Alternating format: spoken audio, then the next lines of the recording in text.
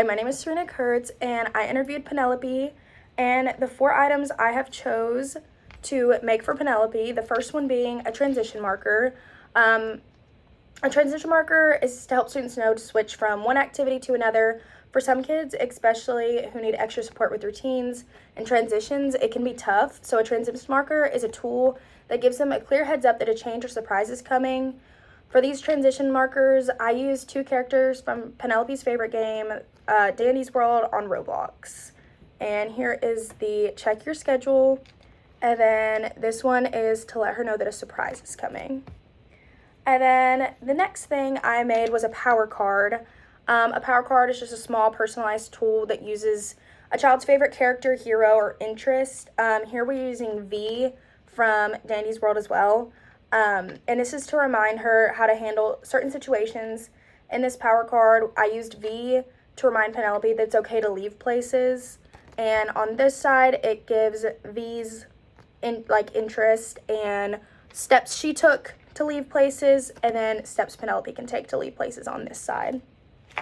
And then for my next one, I have a social story, and it's just a little book that I had made. A social story is a short, simple story to help students understand social situations, expectations, or routines. In this social story, we're talking about textures such as sheep and alligators. So as you flip through, you can see that it just goes on to explain about different types of textures. And on the sheep, we have the texture of a cotton ball, and then why the sheep feels like a cotton ball. And next we have an alligator with beads that I had glued on there. And this is just to explain, or the feeling of like alligator skin. And then it tells us why it feels like alligator skin. And then you can feel both at the same time right here, just to notice that the textures are different. And then this is like steps we can take to worry if you're worried about textures. And then that's the ending of the book. And then the fourth and final thing that I have made was a visual schedule. I used paint sticks and just little Velcro dots. This is the first one.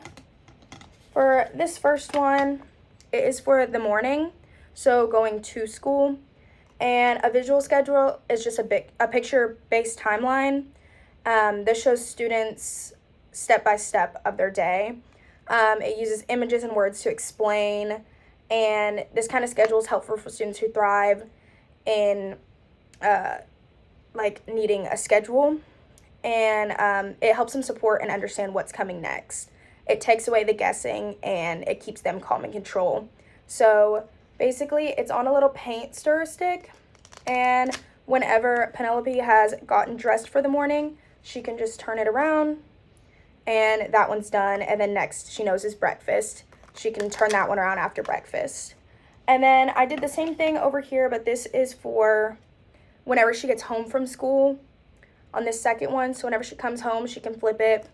And then also whenever it's snack time next, she can flip it once she's done with snack time, and so on. And those are all the items that I have made for Penelope. Thank you.